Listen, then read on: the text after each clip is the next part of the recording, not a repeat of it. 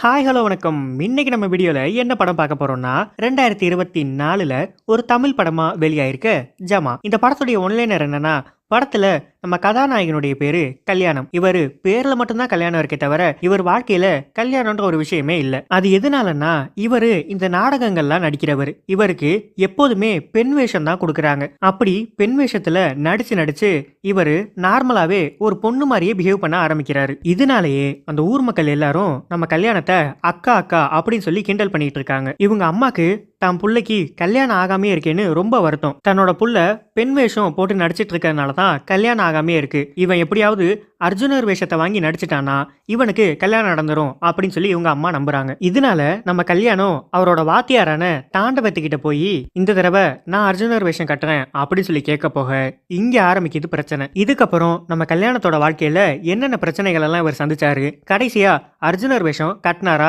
இல்லையா அப்படின்றது தான் படத்துடைய மொத்த கதையே. வெல்கம் டு கதை கேளு. இன்னும் நம்ம சேனல்ல சப்ஸ்கிரைப் பண்ணாம பார்த்துட்டு இருந்தீங்கன்னா மறக்காம சப்ஸ்கிரைப் பண்ணிடுங்க. வாங்க டீடைல் எக்ஸ்பிளனேஷனுக்கு போலாம். படத்துடைய ஸ்டார்டிங் சீன்லயே நம்ம கல்யாணத்தோட அம்மா கல்யாணத்துக்கு ஃபோன் பண்ணி, டேய் இங்க பாரு, மாமா உனக்காக பொண்ணு பார்த்திருக்காங்க, இந்த தடவையாவது ஒழுங்கா கல்யாணம் பண்ணிக்கோ அப்படின்னு சொல்ல, இப்ப எதுக்கு கல்யாணத்துக்கு அவசரம், அதுக்காக கல்யாணம் பண்ணிக்காம இருப்பியா, ஆனா பொண்ணு வீட்டுல இருந்து ஒரே ஒரு கண்டிஷன் மட்டும் சொல்றாங்க. கண்டிஷனா? என்ன கண்டிஷன்? நீ கூத்து கட்டுறத விட்டுறணுமா அப்படின்னு சொல்ல, நம்ம கல்யாணம் அப்படியே ஷாக்கா பாக்குறாரு. அப்படியே கட் பண்ணி டைட்டில போடுறாங்க. இப்ப நமக்கு கல்யாணத்தோட வாய்ஸ் ஓவர்லயே ஒவ்வொரு கேரக்டரையும் இன்ட்ரோடியூஸ் பண்ணிக்கிட்டே வராங்க. நம்ம கல்யாணத்துக்கு ரொம்ப முக்கியமான பெண் கேரக்டர், அதாவது இந்த திரௌபதி, குந்தி, இந்த மாதிரியான கேரக்டரே கொடுத்துட்டு வராங்க. இவருக்கு ஆண் கேரக்டரே கொடுக்க மாட்டேங்கிறாங்க. அப்புறம் இவருடைய வாத்தியாரோட பேரு தாண்டவம். அவரு இந்த கூத்து கட்டுறதெல்லாம் பெரிய கை.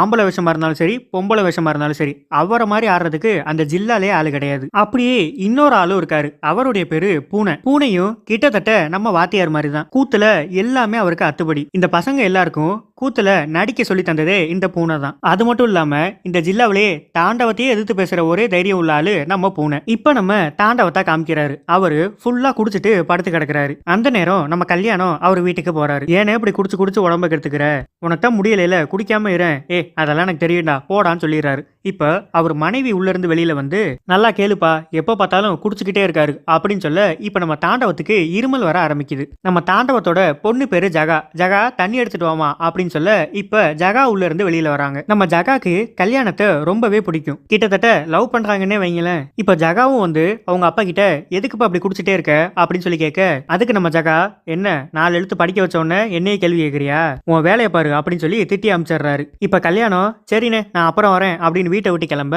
பின்னாடியே ஜகாவும் ஓடி வராங்க. ஜகா கல்யாணத்துக்கிட்ட, ஏன் என்னை பார்த்து ஓடி ஓடி போற, என்னை பிடிக்கலையா அப்படின்னு சொல்லி கேட்க, அப்படியெல்லாம் ஒன்றும் கிடையாது, நீங்கள் என் வாத்தியாரோட பொண்ணு, நல்லா படிச்சிருக்கீங்க, நீங்கள் இப்படிலாம் பண்ணுறது தப்பு அப்படின்னு சொல்லிட்டு கல்யாணம் அங்கேருந்து போயிடுறாரு. ஆனால் நம்ம ஜகா கல்யாணத்தை விடாமல் வீடு வரைக்கும் போய் பார்க்குறாங்க. ஆனால் நம்ம கல்யாணம் என்ன பண்ணிடுறாரு, வீட்டுக்குள்ளேயே ஒளிஞ்சுக்கிட்டு அவங்க அம்மா கிட்ட நான் இல்லைன்னு சொல்லிருங்க அப்படின்னு போய் சொல்லிடுறாரு. இதே மாதிரி எப்பெல்லாம் ஜகா கல்யாணத்தை தேடி வராங்களோ கல்யாணம் மறைஞ்சு மறைஞ்சு ஓடி போயிடுறாரு. இப்போ கல்யாணத்தோட அம்மா வயலில் வேலை செஞ்சுட்டு இருக்க கல்யாணம் அவங்களுக்கு காஃபி கொண்டு போறாரு. காஃபியை கொண்டு அம்மா கிட்ட கொடுக்க, இப்போ இது ஒன்று தாண்டா குறைச்ச, அப்புறம் வேற என்ன குறைச்ச, உனக்கு கல்யாணம் ஆகாமே இருக்கே அதுதான் குறைச்ச அப்படின்னு சொல்ல, அங்க சுத்தி வயல்ல வேலை பார்க்குற லேடிஸ்லாம் என்ன சொல்றாங்கன்னா, இங்க பாரு உன் பையனுக்கு பொண்ணை பார்க்கறத விட்டுட்டு நல்ல பையனா பாரு அப்படின்னு சொல்லி கிண்டல் பண்றாங்க. பாத்தியா ஊர்ல இருக்க எல்லாரும் உன்னை எப்படி பேசுறாங்கன்னு பாத்தியா, இதனால தான் உனக்கு கல்யாணம் ஆக மாட்டேங்குது அப்படின்னு சொல்லிட்டு இருக்க, ஒரு குட்டி பையன் அங்க வந்து நம்ம கல்யாணத்தை வா குளிக்க போலாம் அப்படின்னு சொல்லி கூட்டிட்டு போயிடுறான். இப்ப அந்த குட்டி பையன் கல்யாணத்துக்கிட்ட, நீ ஏன் தான் கல்யாணம் பண்ணிக்கவே மாட்டேங்கிற அப்படின்னு சொல்லி கேட்க, அதுக்கு நம்ம கல்யாணம், டேய் நானும் வரிசையா பொண்ணு பார்த்துக்கிட்டே தான்டா இருக்கேன், இப்ப போன வாரம் கூட ஒரு பொண்ணை பார்க்க போனோம், அங்க என்ன நடந்துச்சு தெரியுமா, பொண்ணு பார்க்கறதுக்காக அந்த வீட்டுக்கு போயிருந்தோம், கிச்சன்ல இருந்து ஒரே புகையா வந்துச்சு, என்ன புகை வந்துச்சுன்னு கேட்டேன், கல்யாண பொண்ணு தான் கிச்சடி செஞ்சுக்கிட்டு இருக்கு அப்படின்னு சொன்னாங்க. கிச்சடி செஞ்சா எதுக்கு இவ்வளவு புகை வரப்போகுது அப்படின்னு நான் கிச்சனுக்குள்ள போய் நான் அந்த கிச்சடியை சமைச்சு கொடுத்துட்டு வந்தேன், அதனால எனக்கு பொண்ணு தர மாட்டேன்ட்டாங்க. யோ பொண்ணு பார்க்க போன இடத்துல யாராவது சமைச்சிட்டு வருவாங்களா அப்படின்னு சொல்லி கேட்க, நான் என்னடா பண்றது, எனக்கு இருக்கிறது எல்லாமே பொம்பளைங்க ஃப்ரெண்ட்ஸ் தான், அப்ப எனக்கும் சமைக்கணும் தானே தோணும், பொண்ணுங்க தான் என்கிட்ட நல்லா பேசுறாங்க, பசங்க எல்லாரும் என்ன அக்கா அக்கான்னு சொல்லி கிண்டல் பண்றாங்க. அது மட்டும் இல்ல, இன்னொரு இடத்துக்கும் பொண்ணு பார்க்க போனோம், அங்க என்ன நடந்துச்சு தெரியுமா, போன தடவை மாதிரி கிச்சனுக்குள்ள எல்லாம் போய் சமைக்க கூடாதுன்னு எங்க அம்மா ஆர்டர் போட்டு தான் கூட்டிட்டு போனாங்க. நானும் எதுவும் பண்ணாம அமைதியா தான் இருந்தேன். பொண்ணு வந்து என் முன்னாடி நின்னுச்சு. பொண்ணு கட்டியிருக்க புடவையே பார்த்தேன், அதுக்கு ஒழுங்காவே புடவை கட்ட தெரியல, அதனால நான் ஒரு புடவை எடுத்து அந்த பிள்ளைக்கு கட்டி காமிச்சேன், அவங்களும் பொண்ணு தர மாட்டேன்ட்டாங்க. யோ பொண்ணு பார்க்க போற இடத்துல யாராவது புடவையை கட்டி காமிப்பாங்களா, நான் என்னடா பண்றது, கூத்துல பூரா நான் தான் பொம்பளை வேஷம் போடுறேன், அதனால எனக்கு புடவை கட்டுறது அத்துப்படி, அதனாலதான் கட்டி காமிச்சேன், இதுல என்ன இருக்கு அப்படின்னு சொல்றாரு. அவங்க அம்மா என்ன சொல்றாங்கன்னா, ஆம்பளை பிள்ளையா லட்சணமா கிரிக்கெட்டு கபடின்னு விளையாடுவான்னு பார்த்தா இவன் என்ன தெரியுமா விளையாடுறான், பொம்பளைங்க கூட சேர்ந்து பல்லாங்குடி விளையாண்டுட்டு இருக்காண்டி அப்படின்னு சொல்ல, இப்ப நம்ம கல்யாணம் அந்த குட்டி பையனுக்கிட்ட, எனக்கு இந்த கல்யாணத்துல எல்லாம் பெருசா விருப்பம் இல்லடா, எங்க அம்மா சொல்லுதேன்னு தான் பொண்ணு பார்க்கலாம் போய்கிட்டு இருக்கேன், எனக்கு எல்லாமே இந்த ஜமா தான், எனக்குன்னு சொந்தமா ஒரு ஜமா வேணும், அதுவும் எங்க அப்பா ஆரம்பிச்ச இந்த ஜமாவை நான் எனக்கு சொந்தமாக்கிக்கணும் அப்படின்னு சொல்றாரு. இப்ப இந்த ஜமான்னா என்னன்னா, இந்த கூத்து கட்டுறவங்க எல்லாம் இருக்காங்கல்ல, இவங்க ஒரு குரூப்பா இருக்கிறதுக்கு பேர் தான் ஜமா. இப்ப நம்ம கல்யாணத்தோட அம்மா கல்யாணத்துக்கிட்ட, இங்க பாருடா இது சரிப்பட்டு வராது, உடனே வாத்தியார் விட்டு கிளம்பு, எதுக்குமா, இனிமே நான் கட்டினா அர்ஜுன வேஷம் தான் கட்டுவேன், இந்த திரௌபதி எல்லாம் கட்ட மாட்டேன், அப்படி திரௌபதி தான் கொடுப்பேன்னு சொன்னீங்கன்னா நான் வேற ஜமா மாறிடுவேன்னு போய் சொல்லிட்டு வாடா. அம்மா அம்மா வாத்தியார் கிட்ட போய் எப்படிமா அதெல்லாம் பேசுறது, அது மட்டும் இல்ல எனக்கு திரௌபதி கட்டுறது தான் பிடிச்சிருக்கு, இப்படியே பேசிக்கிட்டு இருக்கனால தான் உனக்கு பொண்ணு கிடைக்க மாட்டேங்குது, ஏன்டா அப்படி பொம்பளை மாதிரியே பண்ற, இங்க பாரு இப்ப மட்டும் நீ உன் வாத்தியார் வீட்டுக்கு போய் இதை கேட்கலன்னா நான் விஷத்தை குடிச்சிட்டு செத்துருவேன் அப்படின்னு சொல்றாங்க. இப்ப நமக்கு தாண்டவத்தோட வீட்டை காமிக்கிறாங்க. அங்க சந்திரன் ஒரு நபர் வராரு. சந்திரனை பார்த்து நம்ம வாத்தியாரு, என்னப்பா நேத்து வரேன்ட்டு வரவே இல்லை அப்படின்னு சொல்லி கேட்க, ஆமா நீங்க எப்ப பார்த்தாலும் திரௌபதி குந்தி தான் கொடுக்குறீங்க, என்ன இன்னொரு ஜமால கூப்பிட்டாங்க, அங்க போனோடனே அர்ஜுனர் வேஷம் கொடுத்தாங்க, எது வேற ஜமாக்கு போனியா, அது எப்படி இங்க வரேன்னு பணத்தை வாங்கிட்டு வேற ஜமாக்கு போவ, துரோகி வீட்டை விட்டு வெளியில போடா அப்படின்னு சொல்லி நம்ம வாத்தியார் ரொம்ப கோபமாயிடுறாரு. அர்ஜுனர் வேஷம் கட்டுறதுக்குலாம் ஒரு தகுதி வேணும்டா, வீட்டை விட்டு வெளியில போன்னு துரத்த, இப்ப கரெக்டா நம்ம கல்யாணம் அர்ஜுனர் வேஷத்தை கேட்டு தான் இங்கே வராப்புல. ஆல்ரெடி நம்ம தாண்டவன் கடுப்புல இருக்க அந்த நேரம் கல்யாணம் வந்து, அண்ணே உங்கள்கிட்ட கொஞ்சம் பேசணும் அப்படின்னு சொல்றாரு. என்னடா பேசணும் போடான்னு சொல்ல, அண்ணே ரொம்ப முக்கியமான விஷயம், அம்மா பேச சொல்லி அனுப்பிச்சிச்சு.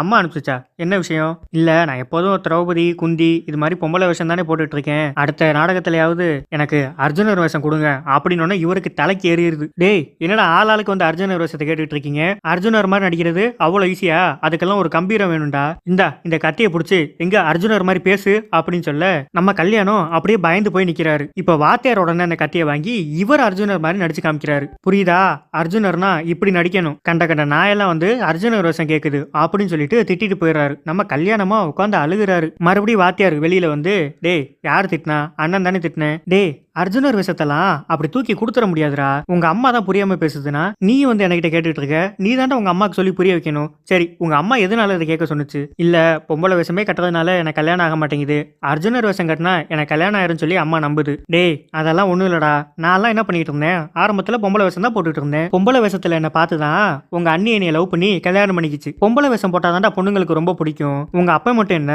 அவனும் பொம்பளை விஷயம் தான் போட்டான், அதை பார்த்துட்டு தான் உங்க ஆத்தா உங்க அப்பனை லவ் பண்ணி கல்யாணம் பண்ணிக்கிச்சு. அப்படியானே, இந்த விஷயம் தெரியாம எங்க அம்மா சொல்ற எல்லாத்தையும் நான் கேட்டுக்கிட்டு இருக்கேன், இதை சொல்லி இனிமே வாய் அடைச்சிடுறேன். அப்படி சொல்லு, அப்படியே வீட்டுல கொஞ்சம் துணியெல்லாம் இருக்கு அதெல்லாம் துவைச்சு தந்துட்டு போயிடுறா அப்படின்னு சொல்ல, இப்ப நம்ம கல்யாணம் துணி துவைக்க போறாரு. இந்த பக்கம் நம்ம தாண்டவம் அர்ஜுனர் வேஷம் கேட்கிற மூஞ்ச பாரு அப்படின்னு சொல்லி கோவமா பேசுறாரு. ஆக்சுவலா நம்ம தாண்டவத்துக்கு கல்யாணம் அர்ஜுனர் வேஷம் கட்டக்கூடாது, அதாவது நம்மளை விட அவன் எங்க மேல வந்துருவானோ அப்படின்னு சொல்லி நினைக்கிறாரு. நம்ம பூனை இருக்காரு இல்லையா, அவர் அப்படி கிடையாது, சின்ன பசங்க எல்லாம் வளரணும்னு ஆசைப்படுவாரு.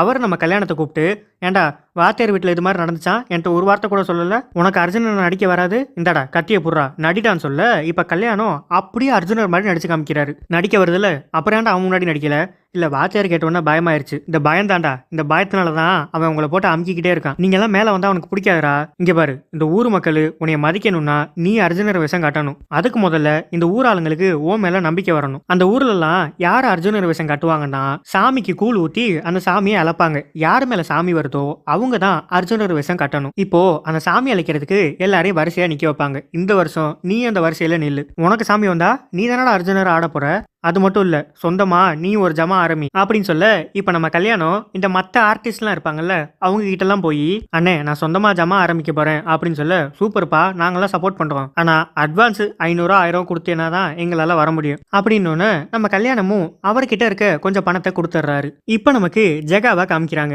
ஜெகாவோட ஃப்ரெண்டு, வெளியில எல்லாம் போய் படிச்சுட்டு வந்திருக்க, யாரையாவது லவ் பண்ணிருக்கியா அப்படின்னு சொல்லி கேட்க, லவ்வா நான் லவ்னு ஒண்ணு பண்ணா அதை கல்யாணத்தை மட்டும் தான் பண்ணுவேன், என்ன கல்யாணம் என்ன நீ கல்யாணம் பண்ணிப்பில்ல அப்படின்னு சொல்லி கேட்க, நம்ம கல்யாணம் அந்த இடத்துல இருந்து எந்திரிச்சு போயிடுறாரு. அந்த குட்டி பையன் இருக்கான்ல, அவன் கல்யாணத்துக்கிட்ட வந்து, அந்த புள்ளைய உன்னை கட்டிக்கிறேன்னு சொல்லுது, நீ ஏன் வேணான்ட்டு வர, உனக்கு அந்த புள்ளைய பிடிக்காதா அப்படின்னு சொல்லி கேட்க, இப்பதான் நமக்கு ஒரு குட்டி பிளாஷ்பேக்கை காமிக்கிறாங்க. நம்ம ஜகாக்கு ஒரு கட்டத்துல அவங்க ஸ்கூல்ல நிப்பாட்டிட்டு பண்ணைக்கு வேலைக்கு போற ஒரு சூழ்நிலை வருது. ஆனா நம்ம ஜகா ரொம்ப நல்லா படிப்பாங்க. நம்ம தாண்டவமும் கல்யாணத்துடைய அப்பாவும் ரொம்ப க்ளோஸ் ஃப்ரெண்ட்ஸ். சின்ன வயசுலயே ஜகாவும் கல்யாணமும் தான் கல்யாணம் பண்ணிக்கணும் அப்படின்னு சொல்லி பேசியிருக்காங்க. இதனாலேயே நம்ம கல்யாணம் தாண்டவத்துக்கு சக்கரவர்த்தி கிட்ட போய், மாமா, ஜகா நல்லா படிக்கிற புள்ள, அதை ஏன் பண்ணைக்கு அனுப்புறீங்க?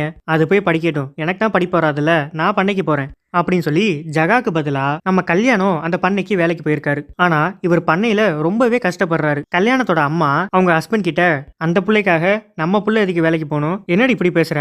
அதுங்க 2 கல்யாணம் பண்ணிக்க போற பிள்ளைங்க, அவனா புடிச்சுதானே போறான், அவனுக்கு படிப்பும் வரல, அங்கேயாவது போய் வேலை செய்யட்டும் விடுன்னு சொல்லிடுறாரு. நம்ம ஜகா நல்லா படிச்சு 12வதெல்லாம் முடிச்சுட்டு இப்ப வீட்டுக்கு வந்துடுறாங்க. தமிழ்லயே இவங்க தான் அதிக மதிப்பெண் எடுத்தனால கவர்மெண்ட் இவங்களுக்கு 800 ரூபா கொடுத்துருக்கு. தாண்டவம் அவர் பொண்ணுகிட்ட, இந்த 800 ரூபாய என்னமா பண்ண போற அப்படின்னு சொல்லி கேட்க, நம்ம ஜகா அந்த பணத்தை நேரா எடுத்து கொண்டு போய் கல்யாணம் அப்பா கையில கொடுத்து, இந்த 800 ரூபாயை நீங்க வச்சுக்கோங்க, எனக்காக தான் கல்யாணம் அந்த பண்ணையில வேலை செய்யறான், அவனை எப்படியாவது அங்க எடுத்து கூட்டிட்டு வந்துருங்க அப்படின்னு சொல்லி இந்த பணத்தை கல்யாணத்துக்காக கொடுத்துட்றாங்க. இந்த ஒரு சம்பவத்துக்கு அப்புறம் தான் நம்ம தாண்டவத்துக்கு கல்யாணத்தை சுத்தமா பிடிக்காமே போயிடுது. நம்ம பொண்ணுக்கு முதன் காசு வந்திருக்கு, அதை நம்ம கிட்ட கொடுக்காம அவனுக்காக கொடுக்கறாளே அப்படின்னு சொல்லி கல்யாணத்தை இவர் வெறுக்க ஆரம்பிக்கிறாரு. இப்போ ஸ்கூல் முடிச்சாச்சு, அடுத்து காலேஜ் போறதுக்காக அப்பா பணம் கொடுங்க அப்படின்னு சொல்லி கேட்க நம்ம தாண்டவம் தரமாட்டேன்னு சொல்லிடுறாரு.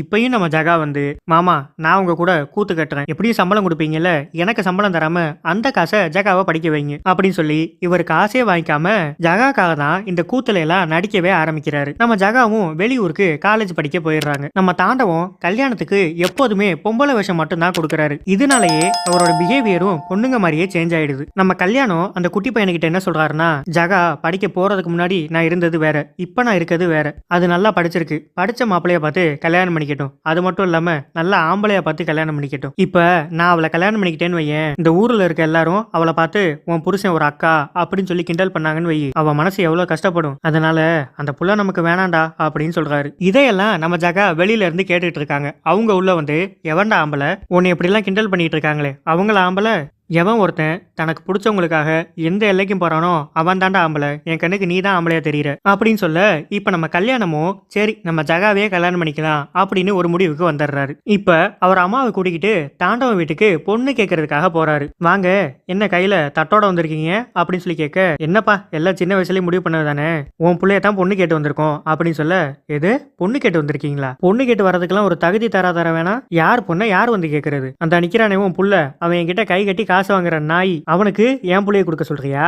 இங்கிருந்து வெளியில போங்க அப்படின்னு அடிச்சே துரத்திடுறாரு. நம்ம ஜகா இப்போ அவங்க அப்பாவை தேடிட்டு கல்யாணத்துக்குள்ளே அவர் வீட்டுக்கு போயிடுறாங்க. இப்ப நம்ம தாண்டவம் எவ்வளவு தைரியம் இருந்தா என் பொண்ணை கூட்டிட்டு போயிருப்பான் அப்படின்னு சொல்ல, அதுக்கு பக்கத்துல இருக்கவரு, ஏப்பா அவன் எங்கப்பா கூட்டு போனா, உன் பொண்ணா தானப்பா போனுச்சு, அவளா போனா அப்படியே விட்டுக்க சொல்றீங்களா? அவனை வெட்டி போட்டுட்டு இன்னைக்கு என் பொண்ணை கூட்டிட்டு வரேன் அப்படின்னு கையில அருவாளோட கிளம்புறாரு. அப்படி கிளம்புறப்போ நம்ம கல்யாணமே ஜகாபா இப்ப வீட்டுக்கு கூட்டு வந்துடுறாரு. இங்க பாருங்க, எனக்கு உங்க பொண்ணெல்லாம் வேணாம், கல்யாணமும் வேணாம், எனக்கு உங்க கூட இருக்கணும், கூத்து கட்டணும், அவ்வளவுதான், எனக்கு இந்த ஜமா தான் முக்கியம், உங்க பொண்ணை நீங்களே வச்சுக்கோங்க அப்படின்னு சொல்லிட்டு போயிடுறாரு. இப்ப கூத்து கட்டுற நாள் நெருங்குது. யாரு அர்ஜுனர் வேஷம் போடணும் அப்படின்னு சாமி அழைச்சுதான் முடிவு பண்ணுவாங்க. இப்ப சாமி அழைக்கிறதுக்காக ஒரு மலை மேல எல்லாரும் போய் நிக்கிறாங்க. இந்த தடவை அந்த வரிசையில எப்படியும் நம்மளும் நின்னுடணும் அப்படின்னு சொல்லி கல்யாணம் அந்த இடத்துக்கு போறாரு. ஆனா நம்ம கல்யாணத்தை ஆம்பளைங்க தான் இந்த வரிசையில நிக்கணும், அவன் எல்லாம் நிக்க கூடாதுன்னு சொல்லி அசிங்கப்படுத்திடுறாங்க. இப்ப சாமி அழைக்க ஆரம்பிக்கும் போது அங்க யாருக்குமே சாமி வரல. இந்த வருஷம் மட்டும் இல்ல, இது மாதிரி 11 வருஷமா யாருக்குமே சாமி வராம தான் இருந்திருக்கு. அதனால மூத்தவர்ன்ற முறையில நம்ம தாண்டவன் தான் அர்ஜுனர் வேஷத்தை கட்டிக்கிட்டு இருக்காரு. இப்ப நம்ம பூனை அவங்க கிட்ட சண்டைக்கு போறாரு. டேய், 11 வருஷமா உங்களுக்கு எல்லாம் சாமியே வரல, இவங்க அப்பன் தாண்டா முதல்ல இந்த சடங்கெல்லாம் ஆரம்பிச்சு வச்சது, அவன் பையனையே நீங்க வரிசையில நிக்க விட மாட்டேங்கிறீங்க, அப்புறம் அவங்களுக்கு எல்லாம் சாமி வரும். யோ, அவன் அந்த வரிசையில நிக்க கூடாதியா, அவன் நின்றுதான் சாமி வரணும்னா அப்படிப்பட்ட சாமியே எங்களுக்கு வேணாம், பூசாரி சாமியை தூக்கி குளத்துல போடுங்க, நானே அர்ஜுனர் வேஷம் கட்டிக்கிறேன் அப்படின்னு சொல்லிட்டு போயிடுறாரு. நம்ம கல்யாணத்தை இவ்வளவு அசிங்கப்படுத்த இப்பதான் இவருக்கு எப்படியாவது நம்ம அர்ஜுனர் வேஷம் கட்டியே ஆகணும் அப்படின்னு ஒரு வெறியே வருது. இப்ப நம்ம ஜகா கல்யாணத்துக்கிட்ட வந்து, டே, அந்த ஆளுக்காக என்ன எதுக்குடா அவாய்ட் பண்ற, அவன் கூட இருந்தேன்னு வை உன்னை வாழவே விட மாட்டான், அவனை விட்டு விலகி வந்துரு, எனக்காக தானே நீ அந்த ஆளுக்கிட்ட போன, நானே சொல்றேன் அந்த ஆளை விட்டு நீ விலகிரு, அப்படியெல்லாம் விலக முடியாது, எனக்கு தொழில் சொல்லி கொடுத்த குரு அவரு, எனக்கு அவரும் அந்த ஜமாவும் தான் முக்கியம். ஓ, இத்தனை நாள் உனக்கு நான் முக்கியமா இருந்தேன், இப்ப அந்த ஜமா உனக்கு முக்கியமா போயிருச்சுல, ஆமா எனக்கு அதுதான் முக்கியம், நீங்க நல்லா படிச்சவங்க, நல்லா படிச்ச மாப்பிளைய பார்த்து கல்யாணம் பண்ணிக்கோங்க, இங்க இருந்து போயிருங்க அப்படின்னு சொல்ல, ஓ நீ அந்த அளவுக்கு வந்துட்டியா, சரி நான் போயிடுறேன், இனிமே நீயே கூப்பிட்டாலும் நான் வரமாட்டேன் அப்படின்னு சொல்லிட்டு ஜகா அந்த ஊரை விட்டு வேற ஒரு ஊருக்கு கிளம்பி போயிடுறாங்க. அடுத்த சீன்ல ஒரு நபர் வந்து நம்ம தாண்டவத்துக்கிட்ட, அண்ணே நம்ம கல்யாணம் இருக்கான்ல அவனா சொந்தமா ஜமா ஆரம்பிக்க போறேன் அப்படின்னு சொல்லி எல்லாத்தையும் கேட்டுக்கிட்டு இருக்கானே. எது அவன் ஜமா ஆரம்பிக்க போறானா? அவன் ஆரம்பிக்க போறேன்னு கூப்பிட்டா நீங்க எல்லாம் போயிருவீங்களா என்ன? அவன்லாம் நமக்கு எப்போதுமே அடிமையா தான் இருக்கணும், வளரவே விடக்கூடாது. அவன் கேட்கறபடி கேட்டுக்கிட்டு இருக்கட்டும், நம்ம பாத்துக்குவோம் அப்படின்னு சொல்லிடுறாரு. இந்த பக்கம் நம்ம ஜகா அவர் அம்மா கிட்ட போய், அம்மா எனக்கு பியூன் வேலை வாங்கி தரேன்னு சொல்லியிருக்காங்க, அதுக்கு ஒரு 4 லட்சம் ரூபாய் கேட்கறாங்க, நம்ம நிலத்தெல்லாம் வித்தா அவ்வளவு காசு வரும்ல, வித்துருவோமா அப்படின்னு சொல்லி கேட்க, உனக்காக தானே அந்த நிலமெல்லாம் இருக்கு, வித்துக்க, உனக்குன்னு ஒரு வேலை கிடைச்சா பொண்ணும் தருவாங்க, உனக்கு கல்யாணமும் ஆயிரும் அப்படின்னு சொல்லி இவங்க கிட்ட இருக்க நிலத்தை எல்லாத்தையும் வித்து 4 லட்சம் ரூபாய் ரெடி பண்ணிடுறாங்க. ஆனா இவர் எதுக்காக அந்த 4 லட்சத்தை வாங்கியிருக்காருன்னா பியூன் வேலை கிடைக்கும்ன்றதுக்காக இல்ல, அந்த 4 லட்சத்தை கொண்டு போய் நாடகம் நடிக்கிற ஆர்டிஸ்ட் கிட்ட எல்லாம் கொடுத்து, இங்க பாருங்க இந்த பணத்தை வச்சுக்கோங்க, எல்லாரும் பிரிச்சு எடுத்துக்கங்க, நாளைக்கு நம்ம கூத்து கட்டோம், எல்லாரும் வந்துருங்கன்னு சொல்லி ஜமாக்காக இந்த காசை செலவு பண்ணிடுறாரு. இப்ப அடுத்த நாள் காலையில ஆர்டிஸ்ட் எல்லாம் வருவாங்க அப்படின்னு சொல்லி இவர் பஸ் ஸ்டாப்ல வெயிட் பண்ணிட்டு இருக்காரு. ஆனா எந்த ஆர்டிஸ்டுமே அங்க வரல. இப்ப நம்ம கல்யாணமும் பூனையும் பணம் கொடுத்தாங்க இல்லையா, அவருடைய பேரு பெருமாள், அவர்கிட்ட போய் ஏன வரல அப்படின்னு சொல்லி கேட்க, இந்த பணம் பத்தல, அடுத்த வருஷத்துக்குள்ள அட்வான்ஸையும் இப்பவே கொடு, அப்பதான் வருவோம்னு சொல்றாங்க. அதுக்கு நம்ம கல்யாணம், அண்ணே பணம் ஒரு பிரச்சனை இல்லைன்னு எனக்கு தெரியும், என்னதானே பிரச்சனை சொல்லுங்க அப்படின்னு சொல்லி கேட்க, ஆமாடா வேற பிரச்சனை இருக்கு, உனக்கு கீழே ஆடுறதுக்கு எங்களுக்கெல்லாம் விருப்பம் இல்லை, இப்ப முளைச்ச பயணி சொந்தமா ஜமா ஆரம்பிச்சு வாத்தியார் ஆகலான்னு பாக்குறியோ, போடா இங்க இருந்து அப்படின்னு சொல்லிடுறாங்க. இப்ப பணமும் போச்சு, இவர் சொந்தமா ஜமா ஆரம்பிக்கிறேன்னு ஆரம்பிச்சார் இல்லையா, அதுவும் போச்சு, இவர் நம்பிக்கையே இப்ப மொத்தமா போச்சு. இந்த விஷயத்த நம்ம கல்யாணம் அவங்க அம்மா கிட்ட சொல்ல, அட பாவி வேலைக்குன்னு கேட்டேன்னு சொல்லிதான் இந்த நிலத்தை எல்லாத்தையும் வித்தேன், இப்படி ஏமாந்துட்டு வந்து நிக்கிறியடா அப்படின்னு அந்த அதிர்ச்சியிலேயே கல்யாணத்தோட அம்மா இறந்து போயிடுறாங்க. அப்படியே கொஞ்சம் நாள் போக போக பூனை கல்யாணத்துக்கிட்ட வந்து, டேய் ஜகா கிட்ட பேசுனியா, இப்ப எதுக்கு ஜகாவை பத்தி பேசுறீங்க, அவ தான் போயிட்டால விடுங்க அப்படின்னு சொல்ல, அந்த குட்டி பையன் இருப்பான்ல அவன் இப்போ, யோ யார் தான் நம்ம ஊருக்கு இந்த கூத்து சாமி அழிக்கிறது இதெல்லாம் கண்டுபிடிச்சா அப்படின்னு சொல்லி கேட்க, அது வேற யாரும் இல்லடா நம்ம கல்யாணத்தோட அப்பா இளவரசு தான் இதெல்லாம் ஆரம்பிச்சு வச்சான் அப்படின்னு சொல்ல, இப்ப நமக்கு பிளாஷ்பேக்கா காமிக்கிறாங்க. நம்ம பூனை இருக்காரு இல்லையா, அவரு தான் இந்த கூத்துக்கெல்லாம் போய்கிட்டு இருக்கவர். ஒரு நாள் இவர் வண்டி ரிப்பேர் ஆயிருது, அதனால அங்க வந்துட்டு இருந்த இளவரசு கிட்ட லிஃப்ட் கேட்கிறாரு. நம்ம இளவரசும் பூனையை கொண்டு வந்து அந்த கூத்து நடக்கிற இடத்துல விட்டுட்டு போறாரு. அப்படி போறப்ப இவருக்கு அந்த கூத்துல நடிக்கிறவங்க எல்லாம் பார்த்து இவருக்கும் நடிக்கணும் அப்படின்னு சொல்லிட்டு ஆசை வருது. அப்படியே பூனை கூட எங்கெல்லாம் கூத்துக்கு போறாரோ அங்கெல்லாம் இவரும் கிளம்பி போக ஆரம்பிக்கிறாரு. அப்படியே அங்க அம்பலவாணன் அப்படின்னு சொல்லிட்டு ஒரு வாத்தியார் இருக்காரு, அவர்கிட்ட மொத்த வித்தையும் நம்ம இளவரசு கத்துக்கிறாரு. கொஞ்ச நாள் போக போக அம்பலவாணன் நம்ம இளவரசோட திறமையை பார்த்துட்டு அர்ஜுனரா நடிக்கிறதுக்கு வாய்ப்பு கொடுக்கறாரு. இவர் அர்ஜுனரா நடிக்க அது கூத்து பார்த்த எல்லாருக்குமே ரொம்ப பிடிச்சு போயிருது. அப்பா என்னமா நடிக்கிறாந்தாலு, இவன மாதிரி ஆட்டக்காரன் எவனுமே கிடையாதுப்பா அப்படின்னு பேர் வாங்கிடுறாரு. ஆனா நம்ம இளவரசி எப்போதுமே பக்கத்து ஊருக்கு போய் தான் கூத்து ஆடிக்கிட்டு இருக்காரு. அம்பலவாணன் ஐயாட்ட போய், ஐயா எங்க ஊர்ல இது மாதிரிலாம் கூத்தெல்லாம் இல்ல, இதை எப்படி ஆரம்பிக்கணும் அப்படின்னு சொல்லி கேட்க, அவர் தான் சாமி அழைக்கணும், யாருக்கு சாமி வருதோ அவங்க தான் அர்ஜுனர் வேஷம் காட்டணும் அப்படின்னு சில ப்ரொசீஜர்ஸ் எல்லாம் சொல்றாரு. இதையெல்லாம் கொண்டு வந்து இளவரசு தான் இந்த ஊர்ல இம்ப்ளிமெண்ட் பண்ணியிருக்காரு. அப்படிதான் தாண்டவமும் இளவரசு கூட வந்து சேர்ந்திருக்காரு. ஆக்சுவலா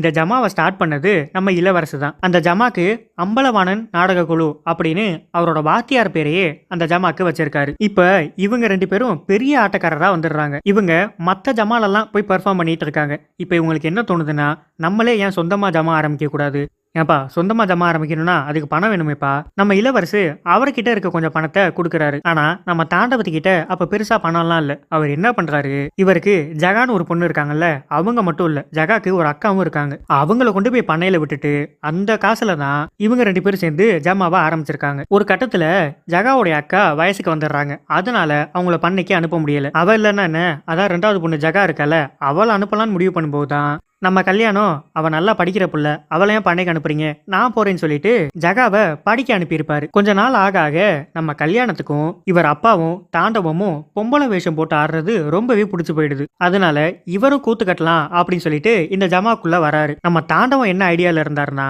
இளவரசி போனதுக்கு அப்புறம் இந்த ஜமாக்கு நம்ம தான் வாத்தியாரு அப்படின்னு சொல்லி நினைச்சிட்டு இருக்காரு. இப்ப அவர் பையன் உள்ள வந்தான்னா எப்படியும் வாரிசுபடி அவன் வாத்தியார் ஆயிருவான், இவனுக்கு கீழே நம்ம ஆடணுமா அப்படின்னு சொல்லி யோசிக்கிறாரு. கூட இருக்க எல்லாருமே, இங்க பாரு அவன் பையன் உள்ள வந்துட்டான்னு வை, எல்லா முக்கியமான விஷயத்தையும் அவன் பையனுக்கு தான் கொடுப்பான், உனக்கு தரமாட்டான், உன் கதை அவ்வளவுதான் முடிஞ்சிச்சு அப்படின்னு சொல்லி உசுப்பேத்தி விடுறாங்க. இதனாலேயே நம்ம தாண்டவம் இவருக்குன்னு ஒரு குரூப்பை சேர்த்துக்கிறாரு, அதுவும் நம்ம இளவரசுக்கு எதிரா. இப்ப கூத்து கட்டுறதுக்கு முன்னாடி இவங்க எல்லாம் ஒரு மீட்டிங் மாதிரி போட்டு பேசுவாங்க, யார் யாரு எந்தெந்த வேஷம் கட்டணும் அப்படின்னு சொல்லி. சொல்லி. இந்த இடத்துல தான் நம்ம தாண்டவம் குட்டையை குழப்பி விடுறாரு. எப்ப இளவரசு, நீயே தான் எப்போதும் அர்ஜுனர் வேஷம் கட்டுற, இந்த வருஷம் நான் கட்டுறேன் அப்படின்னு சொல்லி கேட்கிறாரு. எது, நீ அர்ஜுனர் வேஷம் கட்டுறியா? இத்தனை வருஷமா சாமி ஏன் மேல வந்து நான் தான் அந்த வேஷத்தை கட்டிக்கிட்டு இருக்கேன், நீ பாட்டுக்கு வந்து நான் கட்டுறேன்னு சொல்ற. சாமி அழைப்போம், வந்தா நீ கட்டு, இல்லைன்னா நான் தான் கட்டுவேன். இந்த ரூல்ஸ் எல்லாம் நீயே உருவாக்குனது தானப்பா, அந்த ரூல்ஸை கொஞ்சம் மாத்துவோம். நீ ஏதாவது பொம்பளை வேஷம் கட்டு, இந்த வருஷம் நான் அர்ஜுனரா கட்டுறேன் அப்படின்னு பேசி அங்க பெருசா சண்டை ஃபார்ம் ஆகுது. நம்ம தாண்டவன் தான் இவருக்குன்னு ஒரு குரூப் கிரியேட் பண்ணியிருக்காருல்ல, அந்த குரூப்ல இருக்க எல்லாரும் இப்ப இளவரசுக்கு எதிராகவே பேச ஆரம்பிக்கிறாங்க. ஆமாப்பா, நீ தானே எப்போதும் கட்டுற,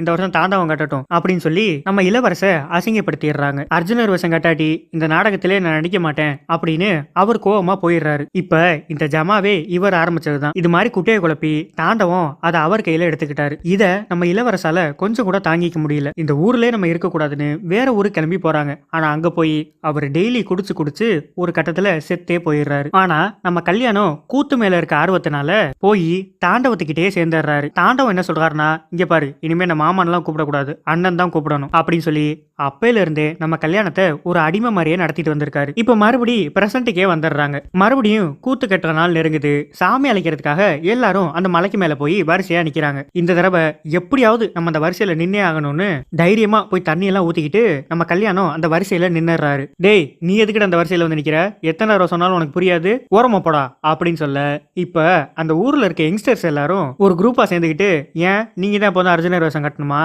நீங்க எல்லாம் இத்தனை வருஷமா சாமி அழைக்கிறீங்களே, சாமி வந்துச்சா, இந்த வருஷம் கல்யாணமும் இந்த வரிசையில நிப்பான், அவனுக்கு ஆதரவா நாங்க இருப்போம் அப்படின்னு சொல்றாங்க. கர்மா இஸ் எ பூமராங்கன்ற மாதிரி நம்ம தாண்டவம் எப்படி ஒரு குரூப்பை ஃபார்ம் பண்ணிக்கிட்டு இளவரசிக்கு எதிராக நின்னாரோ, அதே மாதிரி நம்ம கல்யாணம் குரூப் எல்லாம் ஃபார்ம் பண்ணல, ஆனா ஆட்டோமேட்டிக்கா யங்ஸ்டர்ஸ் எல்லாம் குரூப்பா ஃபார்ம் ஆகி நம்ம கல்யாணம் பக்கம் வந்து நிக்கிறாங்க. இப்ப அவங்களெல்லாம் எதிர்த்து பேச முடியாம நம்ம கல்யாணத்தையும் அந்த வரிசையில நிக்க வச்சிடறாங்க.